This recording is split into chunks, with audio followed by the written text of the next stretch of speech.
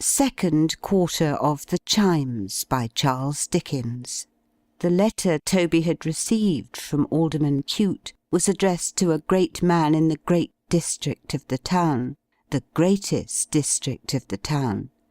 It must have been the greatest district of the town, because it was commonly called the world by its inhabitants. The letter positively seemed heavier in Toby's hand than another letter. Not because the alderman had sealed it with a very large coat of arms and no end of wax, but because of the weighty name on the superscription, and the ponderous amount of gold and silver with which it was associated. "How different from us!" thought Toby, in all simplicity and earnestness, as he looked at the direction. "Divide the lively turtles in the bills of mortality by the number of gentlefolks able to buy 'em, and whose share does he take but his own? As to snatching tripe from anybody's mouth, he'd scorn it." With the involuntary homage due to such an exalted character, Toby interposed a corner of his apron between the letter and his fingers. "His children," said Trotty, and a mist rose before his eyes. "His daughters. Gentlemen may win their hearts and marry them. They may be happy wives and mothers. They may be handsome like my darling Meg—" He couldn't finish the name. The final letter swelled in his throat to the size of the whole alphabet. "Never mind," thought Trotty. "I know what I mean. That's more than enough for me." And with this consolatory rumination, trotted on. It was a hard frost that day. The air was bracing, crisp and clear. The wintry sun, though powerless for warmth, looked brightly down upon the ice it was too weak to melt, and set a radiant glory there. At other times, Trotty might have learned a poor man's lesson from the wintry sun, but he was past that now. The year was old that day. The patient year had lived through the reproaches and misuses of its slanderers, and faithfully performed its work. Spring, summer, autumn, winter, it had laboured through the destined round, and now laid down its weary head to die.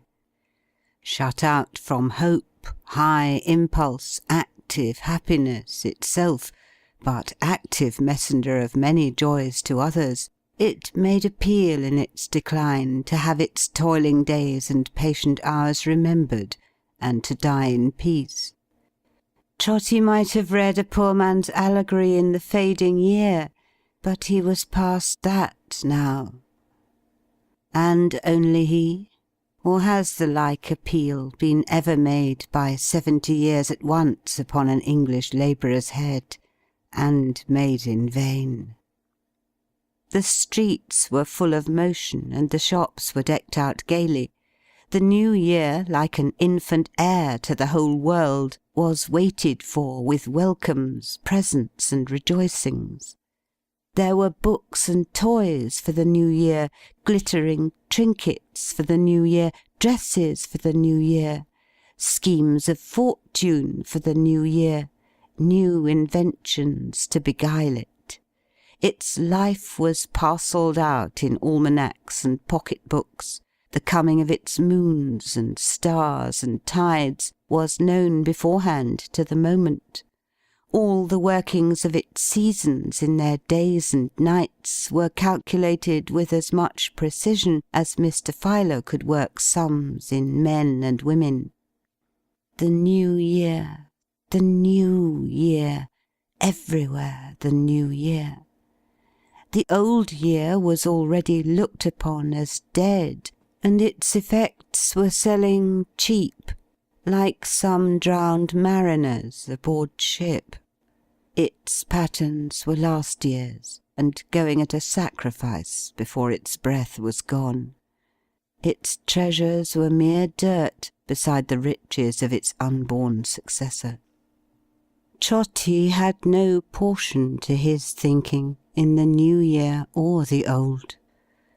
Put 'em down, facts and figures, good old times, put 'em down. His trot went to that measure, and would fit itself to nothing else. But even that one, melancholy as it was, brought him in due time to the end of his journey, to the mansion of Sir Joseph Bowley, Member of Parliament.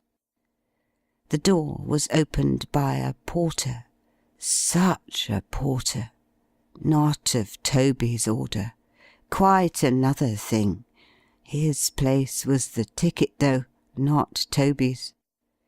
This porter underwent some hard panting before he could speak, having breathed himself by coming incautiously out of his chair, without first taking time to think about it and compose his mind. When he had found his voice, which it took him a long time to do, for it was a long way off and hidden under a load of meat, he said in a fat whisper, "Who's it from?" Toby told him. "You're to take it in yourself," said the porter, pointing to a room at the end of a long passage opening from the hall. "Everything goes straight in on this day of the year. You're not a bit too soon, for the carriage is at the door now, and they have only come to town for a couple of hours a purpose." Toby wiped his feet, which were quite dry already, with great care, and took the way pointed out to him, observing as he went that it was an awfully grand house, but hushed and covered up as if the family were in the country.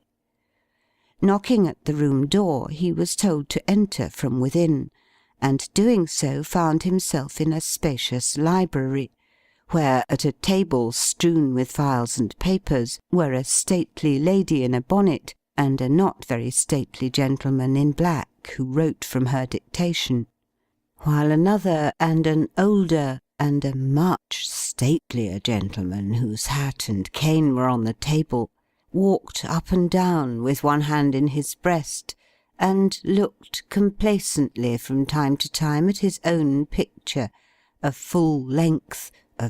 full length, hanging over the fireplace. "What is this?" said the last named gentleman. "Mr. Fish, will you have the goodness to attend?" Mr. Fish begged pardon, and taking the letter from Toby, handed it with great respect. "From Alderman Cute, Sir Joseph." "Is this all? Have you nothing else, porter?" inquired Sir Joseph. Toby replied in the negative. "You have no bill or demand upon me. My name is Bowley, Sir Joseph Bowley. Of any kind, from anybody, have you?" said Sir Joseph. "If you have, present it. There is a cheque-book by the side of Mr. Fish. I allow nothing to be carried into the new year. Every description of account is settled in this house at the close of the old one, so that if death was to cut," suggested Mr. Fish. "To sever, sir," returned Sir Joseph with great asperity, "the cord of existence, my affairs would be found, I hope, in a state of preparation." "My dear Sir Joseph," said the lady, who was greatly younger than the gentleman, "how shocking!"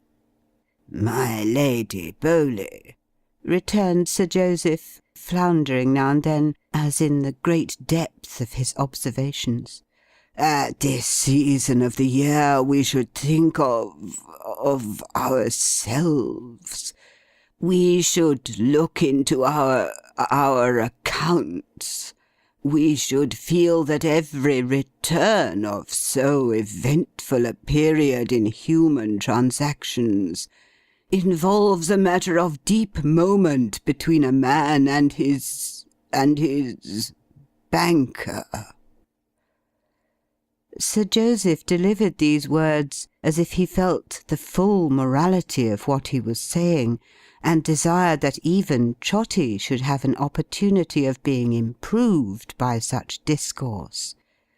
Possibly he had this end before him in still forbearing to break the seal of the letter, and in telling Trotty to wait where he was a minute. "You were desiring Mr. Fish to say, my lady," observed Sir Joseph. "Mr. Fish has said that, I believe," returned his lady, glancing at the letter. "But upon my word, Sir Joseph, I don't think I can let it go after all. It is so very dear." "What is dear?" inquired Sir Joseph. "That charity, my love. They only allow 2 votes for a subscription of £5. Really monstrous." "My Lady Bowley," returned Sir Joseph, "you surprise me. Is the luxury of feeling in proportion to the number of votes? Or is it, to a rightly constituted mind, in proportion to the number of applicants, and the wholesome state of mind to which their canvassing reduces them?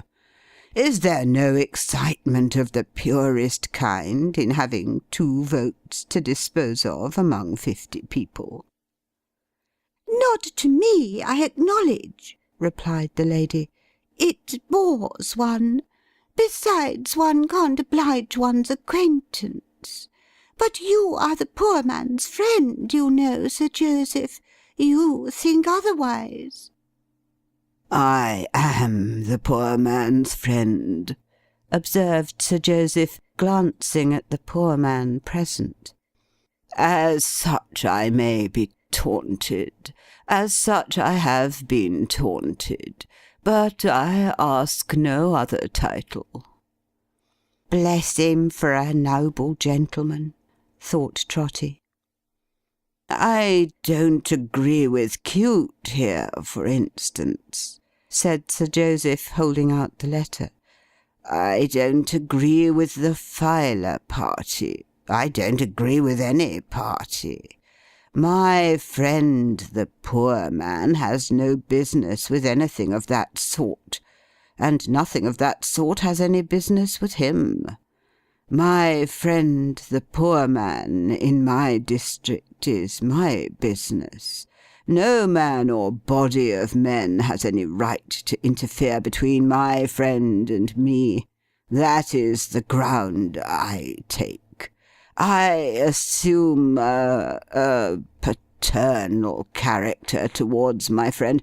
I say, my good fellow, I will treat you paternally." Toby listened with great gravity, and began to feel more comfortable. "Your only business, my good fellow," pursued Sir Joseph, looking abstractedly at Toby, "your only business in life is with me. You needn't trouble yourself to think about anything. I will think for you. I know what is good for you. I am your perpetual parent.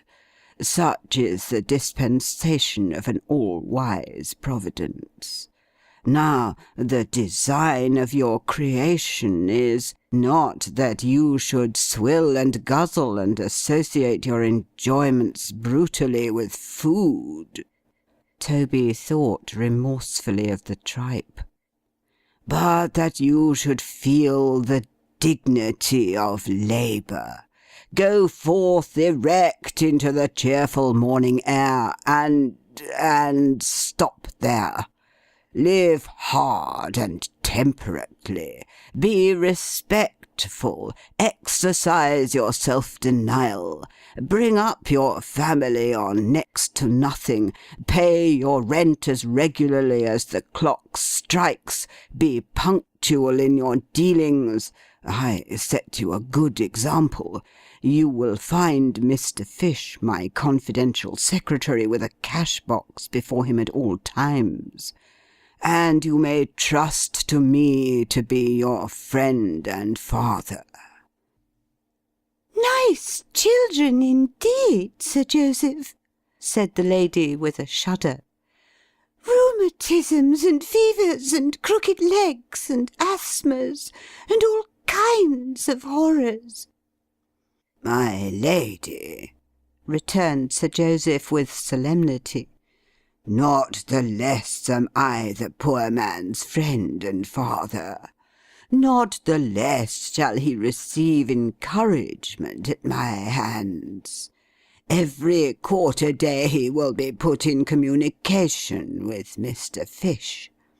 Every New Year's Day myself and friends will drink his health. Once every year myself and friends will address him with the deepest feeling. Once in his life he may even, perhaps, receive, in public, in the presence of the gentry, a trifle from a friend. And when, upheld no more by these stimulants and the dignity of labour, he sinks into his comfortable grave, then, my lady," here Sir Joseph blew his nose, "I will be a friend and a father, on the same terms, to his children." Toby was greatly moved. "Oh, you have a thankful family, Sir Joseph," cried his wife. "My lady," said Sir Joseph, quite majestically, "ingratitude is known to be the sin of that class. I expect no other return." "Ah, born bad," thought Toby.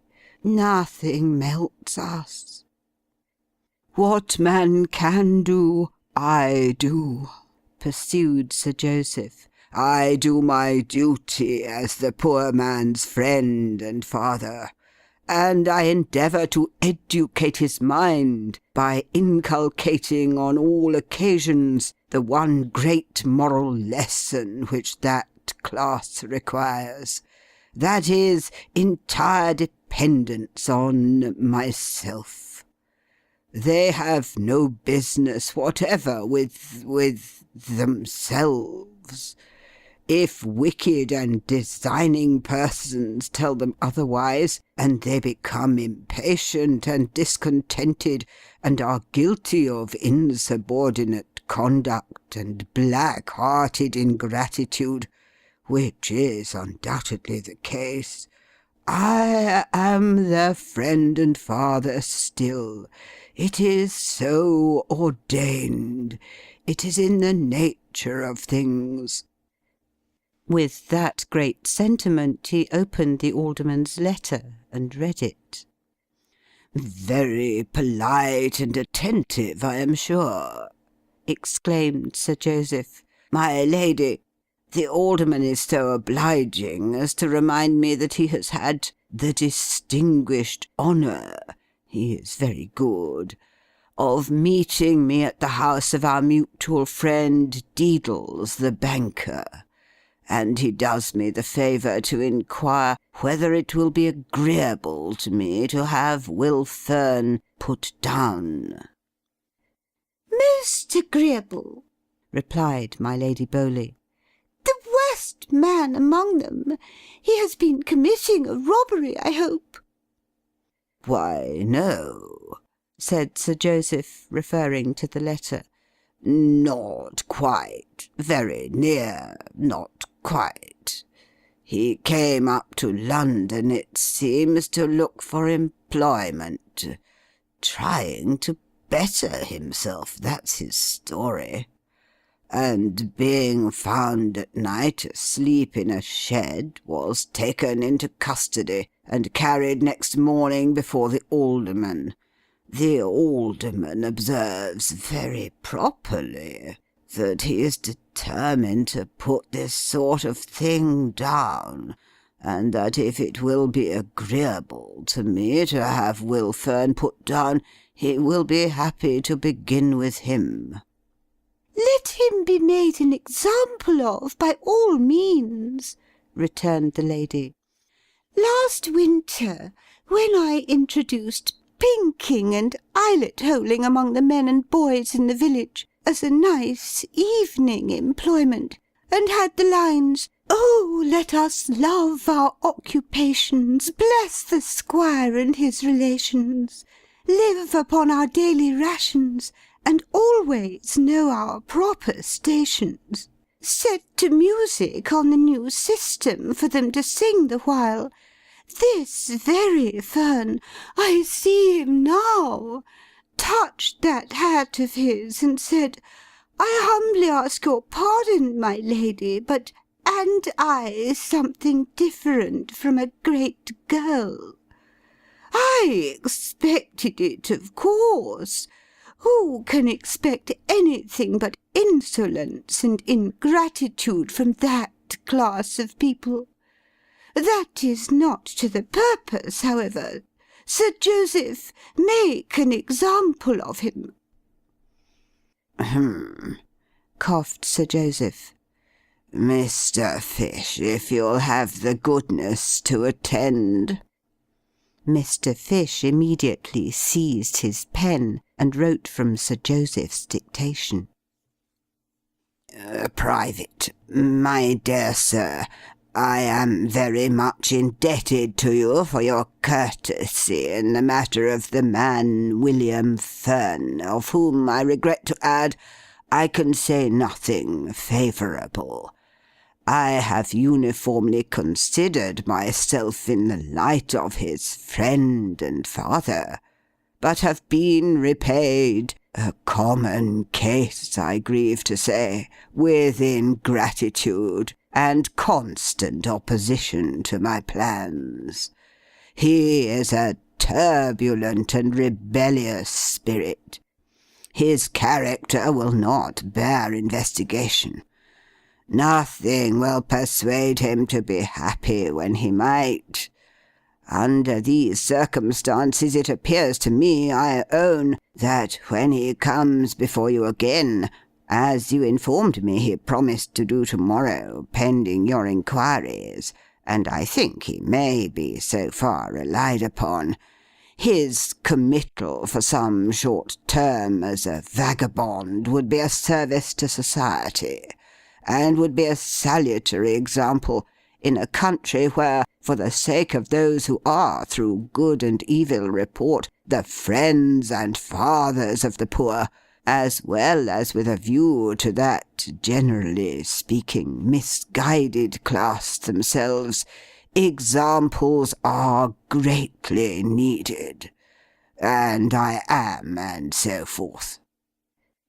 "It appears," remarked Sir Joseph, when he had signed this letter, and Mr. Fish was sealing it, "as if this were ordained, really.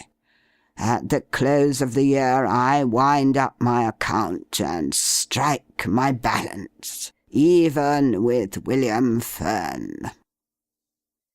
Trotty, who had long ago relapsed, and was very low-spirited, stepped forward with a rueful face to take the letter. "With my compliments and thanks," said Sir Joseph. "Stop!" "Stop!" echoed Mr. Fish. "You have heard, perhaps," said Sir Joseph oracularly, "certain remarks into which I have been led respecting the solemn period of time at which we have arrived, and the duty imposed upon us of settling our affairs and being prepared.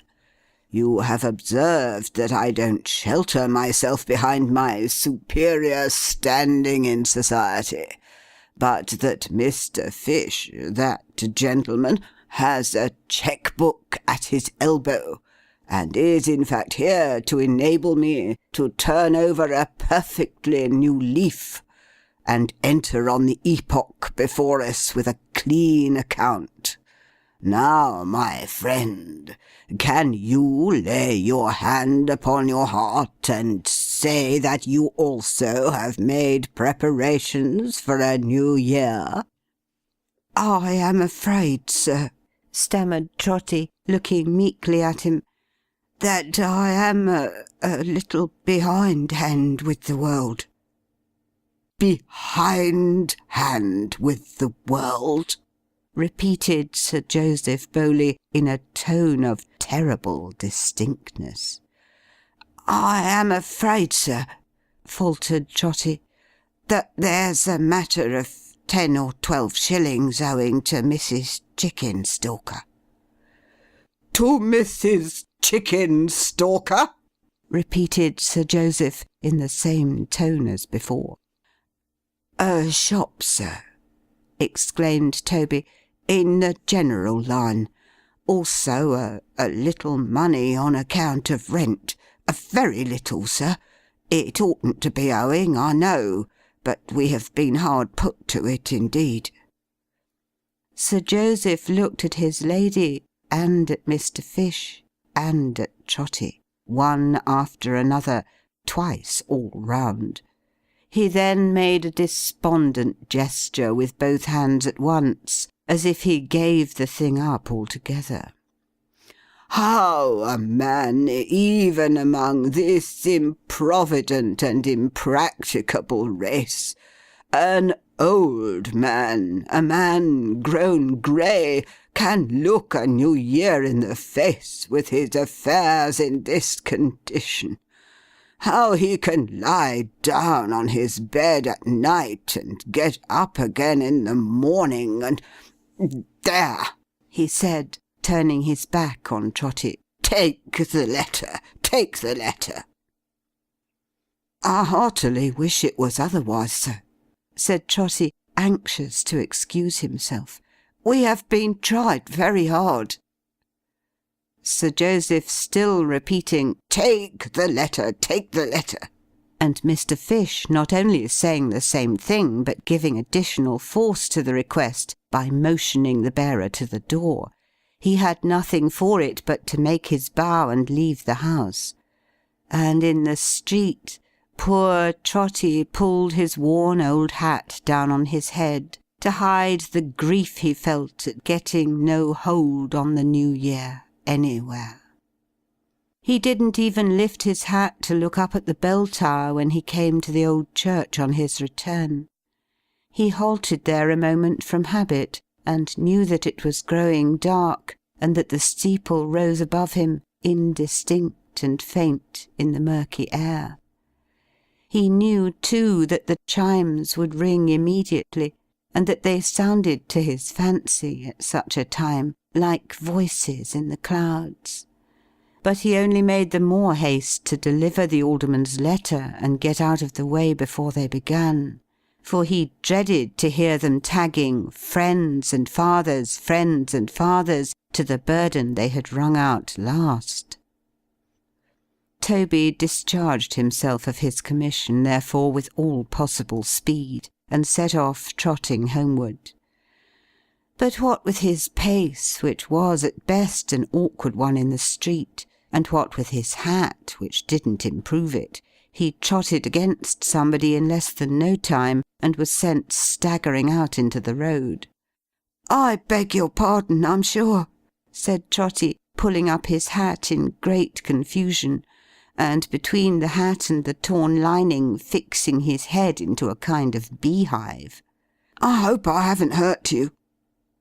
As to hurting anybody, Toby was not such an absolute Samson, but that he was much more likely to be hurt himself, and indeed he had flown out into the road like a shuttlecock. He had such an opinion of his own strength, however, that he was in real concern for the other party, and said again, "I hope I haven't hurt you."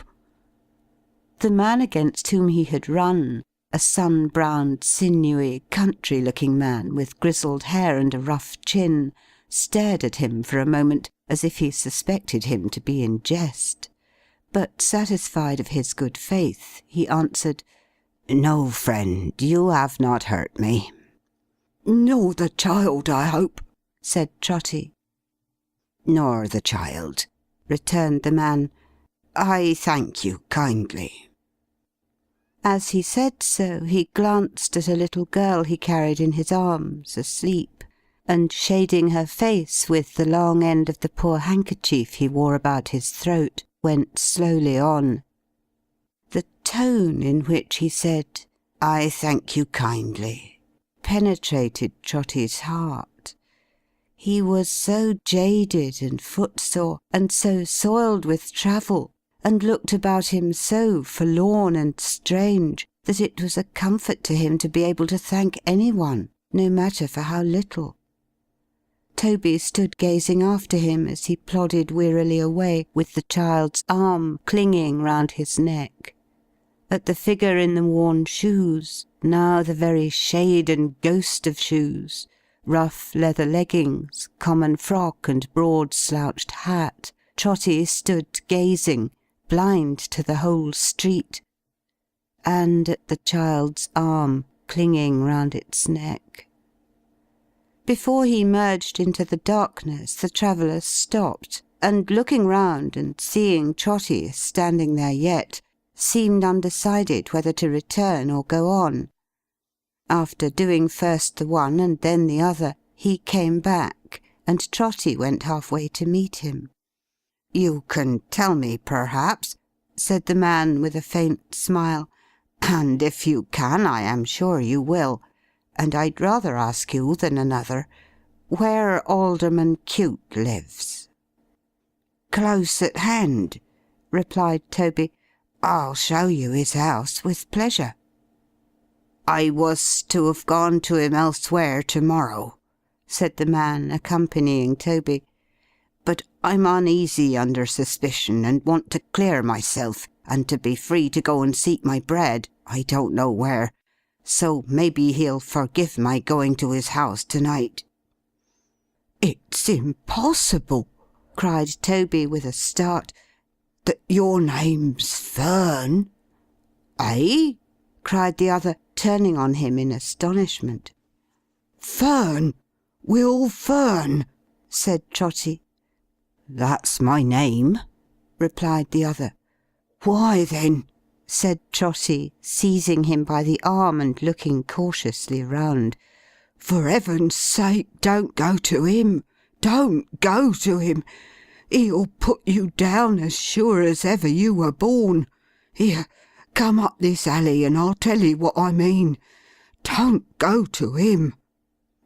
His new acquaintance looked as if he thought him mad, but he bore him company nevertheless. When they were shrouded from observation, Trotty told him what he knew, and what character he had received, and all about it.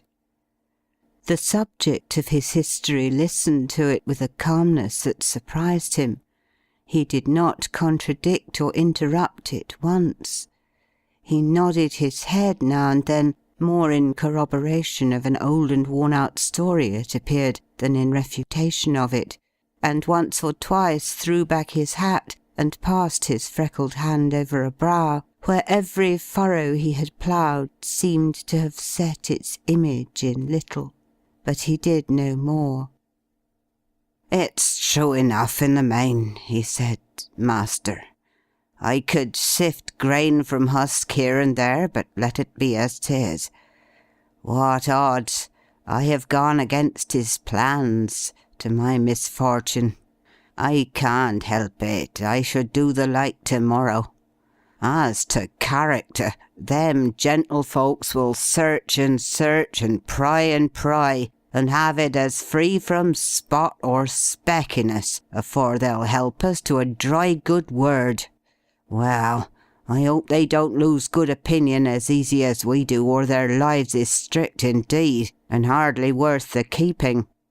For myself, master, I never took with that hand," holding it before him, "what wasn't my own, and never held it back from work, however hard, or poorly paid. Whoever can deny it, let him chop it off, But when work won't maintain me like a human creetur, when my living is so bad that I am hungry out of doors and in, when I see a whole working life begin that way, go on that way, and end that way, without a chance or change, then I say to the gentlefolks, keep away from me, let my cottage be. My doors is dark enough without your darkening of 'em more. Don't look for me to come up into the park to help the show when there's a birthday, or a fine speech-making, or what not. Act your plays and games without me, and be welcome to 'em and enjoy 'em. We've nowt to do with one another. I'm best let alone." Seeing that the child in his arms had opened her eyes and was looking about her in wonder, he checked himself to say a word or two of foolish prattle in her ear, and stand her on the ground beside him. Then, slowly winding one of her long tresses round and round his rough forefinger like a ring, while she hung about his dusty leg, he said to Trotty, "I'm not a cross-grained man by nature, I believe, and easy satisfied, I'm sure. I bear no ill will against none of 'em. I only want to live like one of the Almighty's creeturs. I can't, I don't, and so there's a pit dug between me and them that can and do. There's others like me. You might tell 'em off by hundreds and by thousands sooner than by ones." Trotty knew he spoke the truth in this, and shook his head to signify as much. "I've got a bad name this way," said Fern, "and I'm not likely, I'm afeard, to get a better. 'Tan't lawful to be out of sorts, and I am out of sorts, though God knows I'd sooner bear a cheerful spirit if I could. Well, I don't know as this alderman could hurt me much by sending me to jail, but without a friend to speak a word for me, he might do it, and you see," pointing downward with his finger at the child. "She has a beautiful face," said Trotty. "Why, yes," replied the other in a low voice, as he gently turned it up with both his hands towards his own, and looked upon it steadfastly. "I've thought so many times. I've thought so when my earth was very cold and cupboard very bare. I thought so t'other night when we were taken like two thieves. But they shouldn't try the little face too often, should they, Lilian? That's hardly fair upon a man." He sunk his voice so low, and gazed upon her with an air so stern and strange, that Toby, to divert the current of his thoughts, inquired if his wife were living. "I never had one," he returned, shaking his head. "She's my brother's child, a orphan. 9-year-old, though you'd hardly think it, but she's tired and worn out now. They'd have taken care on her, the Union, 28 mile away from where we live, between 4 walls, as they took care of my old father when he couldn't work no more, though he didn't trouble him long. But I took her instead, and she's lived with me ever since.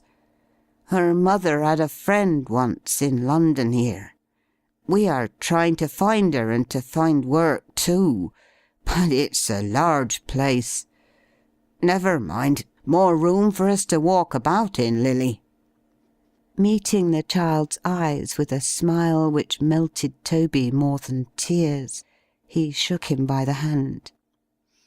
"I don't so much as know your name," he said, "but I've opened my heart free to you, for I'm thankful to you, with good reason. I'll take your advice and keep clear of this—" "Justice," suggested Toby. "Ah," he said, "if that's the name they give him. This Justice. And to-morrow we'll try whether there's better fortune to be met with somewheres near London. good night. A happy New Year." "Stay!" cried Trotty, catching at his hand as he relaxed his grip. "Stay! The New Year can never be happy to me if we part like this. The New Year never can be happy to me if I see the child and you go wandering away you don't know where, without a shelter for your heads. Come home with me. I'm a poor man, living in a poor place, but I can give you lodging for one night and never miss it. Come home with me. Here, I'll take her," cried Trotty, lifting up the child. "A pretty one. I'd carry 20 times her weight and never know I'd got it. Tell me if I go too quick for you. I'm very fast. I always was."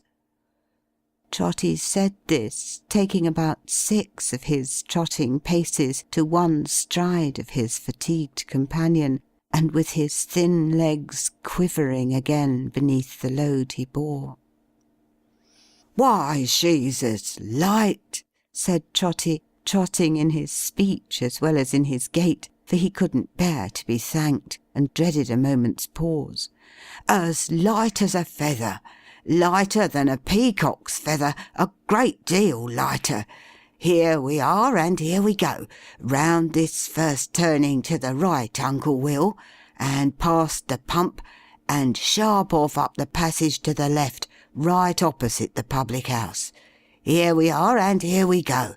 Cross over, Uncle Will, and mind the kidney pieman at the corner. Here we are, and here we go. Down the mews here, Uncle Will, and stop at the black door, with T. Vec, ticket porter, wrote upon a board. And here we are, and here we go. And here we are indeed, my precious Meg, surprising you." With which words, Trotty, in a breathless state, set the child down before his daughter in the middle of the floor. The little visitor looked once at Meg, and doubting nothing in that face, but trusting everything she saw there, ran into her arms. "Here we are, and here we go," cried Trotty, running round the room and choking audibly. "Here, Uncle Will, here's a fire, you know. Why don't you come to the fire? Oh, here we are, and here we go. Meg, my precious darling, where's the kettle? Here it is, and here it goes, and it'll boil in no time."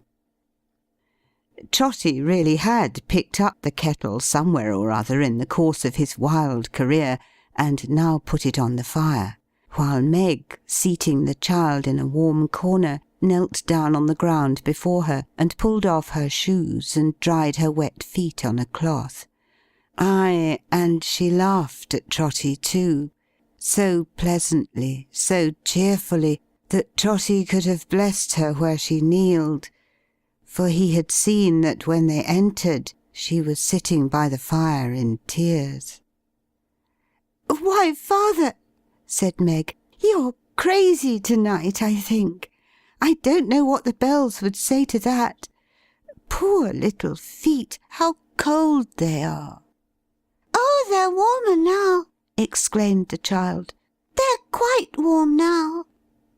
"No, no, no," said Meg. "We haven't rubbed 'em half enough. We're so busy, so busy. And when they're done, we'll brush out the damp hair. And when that's done, we'll bring some colour to the poor pale face, with fresh water. And when that's done, we'll be so gay and brisk and happy." The child, in a burst of sobbing, clasped her round the neck, caressed her fair cheek with its hand, and said, "Oh, Meg! Oh, dear Meg!" Toby's blessing could have done no more. Who could do more? "Why, father!" cried Meg after a pause. "Here I am, and here I go, my dear," said Trotty. "Good gracious me!" cried Meg. "He's crazy! He's put the dear child's bonnet on the kettle, and hung the lid behind the door." "I didn't go for to do it, my love. said Trotty, hastily repairing this mistake. Meg, my dear." Meg looked towards him, and saw that he had elaborately stationed himself behind the chair of their male visitor, where with many mysterious gestures he was holding up the sixpence he had earned. "I see, my dear," said Trotty, "as I was coming in, half an ounce of tea lying somewhere on the stairs, and I am pretty sure there was a bit of bacon too. As I don't remember where it was exactly, I'll go myself and try to find 'em." With this inscrutable artifice, Toby withdrew to purchase the viands he had spoken of, for ready money, at Mrs. Chickenstalker's, and presently came back, pretending he had not been able to find them at first in the dark. "But here they are at last," said Trotty, setting out the tea things. "All correct. I was pretty sure it was tea and a rasher, so it is. Meg, my pet, if you'll just make the tea, while your unworthy father toasts the bacon, we shall be ready immediate." "It is a curious circumstance," said Trotty, proceeding in his cookery with the assistance of the toasting fork. "Curious, but well known to my friends, that I never care myself for rashers, nor for tea. I like to see other people enjoy 'em," said Trotty, speaking very loud to impress the fact upon his guest. "but to me, as food, they're disagreeable." Yet Trotty sniffed the savour of the hissing bacon. As if he liked it, and when he poured the boiling water in the teapot, looked lovingly down into the depths of that snug cauldron, and suffered the fragrant steam to curl about his nose, and wreathe his head and face in a thick cloud. However, for all this, he neither ate nor drank, except at the very beginning, a mere morsel for form's sake, which he appeared to eat with infinite relish, but declared was perfectly uninteresting to him. No, Trotty's occupation was to see Will Fern and Lilian eat and drink, and so was Meg's.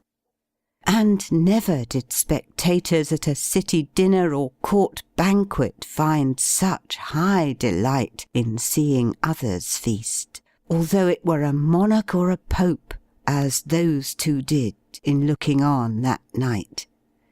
Meg smiled at Trotty. Trotty laughed at Meg.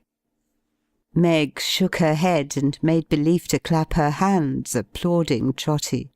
Trotty conveyed in dumb show unintelligible narratives of how and when and where he had found their visitors to Meg, and they were happy, very happy. Although, thought Trotty sorrowfully as he watched Meg's face, that match is broken off, I see. "Now I'll tell you what," said Trotty after tea. "The little one, she sleeps with Meg, I know." "With good Meg!" cried the child, caressing her. "With Meg!" "That's right," said Trotty. "And I shouldn't wonder if she kiss Meg's father, won't she? I'm Meg's father." Mightily delighted Trotty was, when the child went timidly towards him, and having kissed him, fell back upon Meg again. "She's as sensible as Solomon," said Trotty. "Here we come, and here we— No, we don't. I don't mean that. What was I saying, Meg, my precious?" Meg looked towards their guest, who leaned upon her chair, and with his face turned from her, fondled the child's head, half hidden in her lap. "To be sure. said Toby. "To be sure, I don't know what I'm rambling on about to-night. My wits are wool-gathering, I think. Wilfern, you come along with me. You're tired to death and broken down for want of rest. You come along with me." The man still played with the child's curls, still leaned upon Meg's chair, still turned away his face. He didn't speak, but in his rough, coarse fingers, clenching and expanding in the fair hair of the child, there was an eloquence that said enough. "Yes, yes," said Trotty, answering unconsciously what he saw expressed in his daughter's face. "Take her with you, Meg. Get her to bed. There. Now, Will, I'll show you where you lie. It's not much of a place, only a loft, but having a loft, I always say, is one of the great conveniences of living in a mews. And till this coach-house and stable gets a better let, we live here cheap. There's plenty of sweet hay up there belonging to a neighbour, and it's as clean as hands, and Meg can make it. Cheer up, don't give way. A new heart for a new year, always." The hand released from the child's hair had fallen trembling into Trotty's hand. So Trotty, talking without intermission, led him out as tenderly and easily as if he had been a child himself. Returning before Meg, he listened for an instant at the door of her little chamber, an adjoining room. The child was murmuring a simple prayer before lying down to sleep, and when she had remembered Meg's name, dearly, dearly, so her words ran, Trotty heard her stop and ask for his. It was some short time before the foolish little old fellow could compose himself to mend the fire and draw his chair to the warm hearth. But when he had done so and had trimmed the light, he took his newspaper from his pocket and began to read, carelessly at first, and skimming up and down the columns, but with an earnest and a sad attention very soon. For this same dreaded paper redirected Trotty's thoughts into the channel they had taken all that day, and which the day's events had so marked out and shaped. His interest in the two wanderers had set him on another course of thinking, and a happier one for the time, but being alone again, and reading of the crimes and violences of the people, he relapsed into his former train. In this mood he came to an account, and it was not the first he had ever read, of a woman who had laid her desperate hands not only on her own life, but on that of her young child. A crime so terrible and so revolting to his soul, dilated with the love of Meg, that he let the journal drop and fell back in his chair, appalled. "Unnatural and cruel!" Toby cried. "Unnatural and cruel! None but people who were bad at heart, born bad, who had no business on the earth, could do such deeds. It's too true, all I've heard to-day.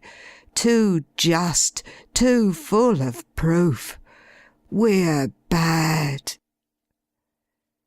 The chimes took up the words so suddenly, burst out so loud and clear and sonorous, that the bells seemed to strike him in his chair. And what was that they said? Toby Veck, waiting for you, Toby. Toby Veck, waiting for you, Toby.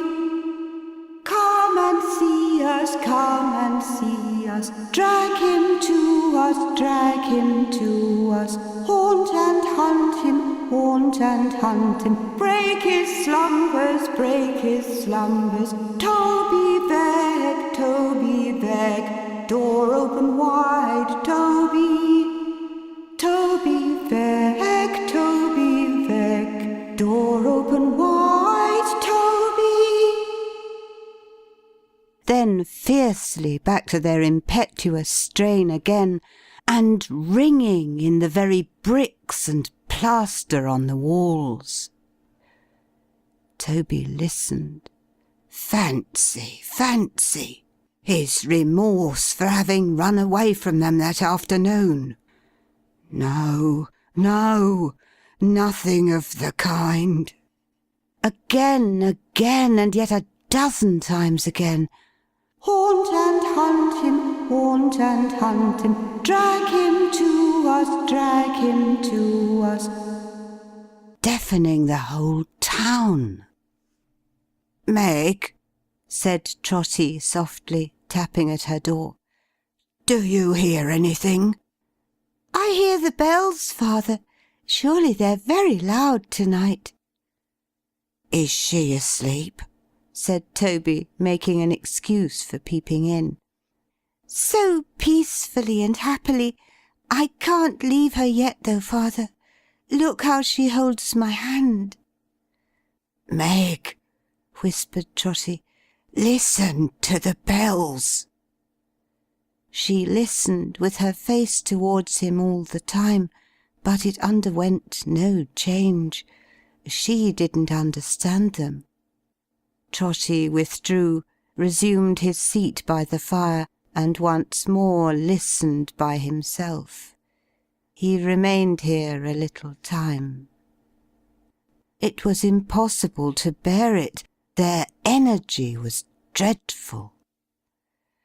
"If the tower door is really open," said Toby, hastily laying aside his apron, but never thinking of his hat, "what's to hinder me from going up into the steeple and satisfying myself?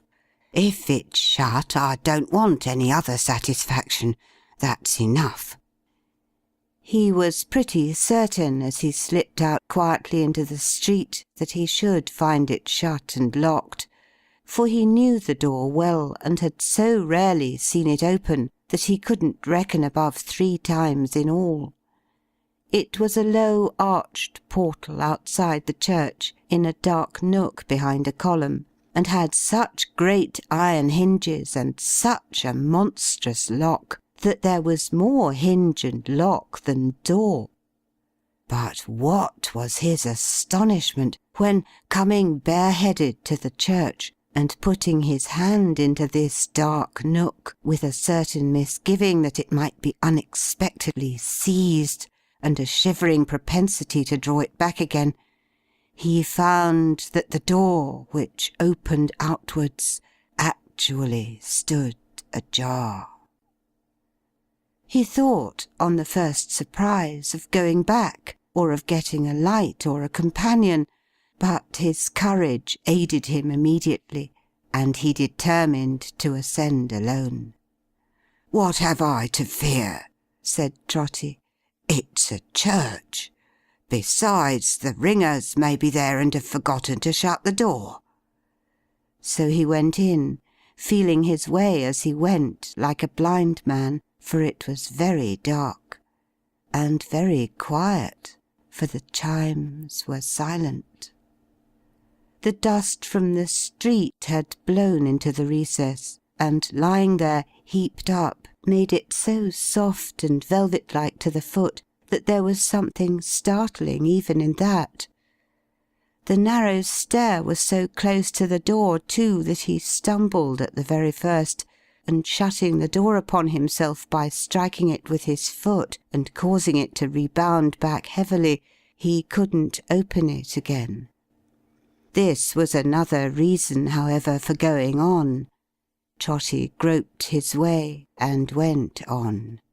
Up, up, up, and round, and up, higher, higher, higher up. It was a disagreeable staircase for that groping work, so low and narrow that his groping hand was always touching something, and it often felt so like a man or ghostly figure standing up erect and making room for him to pass without discovery, that he would rub the smooth wall upward searching for its face, and downward searching for its feet, while a chill tingling crept all over him. Twice or thrice a door or niche broke the monotonous surface, and then it seemed a gap as wide as the whole church, and he felt on the brink of an abyss, and going to tumble headlong down until he found the wall again. Still up, up, up, and round, and up, up, up, higher, higher, higher up. At length the dull and stifling atmosphere began to freshen, presently to feel quite windy. Presently it blew so strong that he could hardly keep his legs.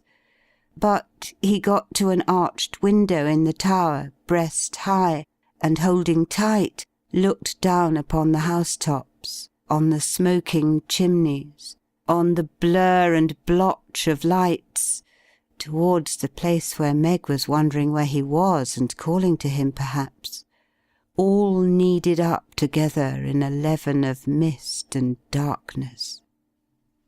This was the belfry where the ringers came. He had caught hold of one of the frayed ropes which hung down through apertures in the oaken roof. At first he started, thinking it was hair, then trembled at the very thought of waking the deep bell. The bells themselves were higher, higher, Trotty in his fascination, or in working out the spell upon him, groped his way. By ladders now, and toilsomely, for it was steep and not too certain holding for the feet. Up, up, up, and climb and clamber. Up, up, up, higher, higher, higher up. Until, ascending through the floor, and pausing with his head just raised above its beams, he came among the bells. It was barely possible to make out their great shapes in the gloom, but there they were, shadowy and dark and dumb. A heavy sense of dread and loneliness fell instantly upon him as he climbed into this airy nest of stone and metal. His head went round and round. He listened, and then raised a wild "Hello! Hello!" was mournfully protracted by the echoes. Giddy, confused, and out of breath and frightened, Toby looked about him vacantly, and sunk down in a swoon. End of the second quarter.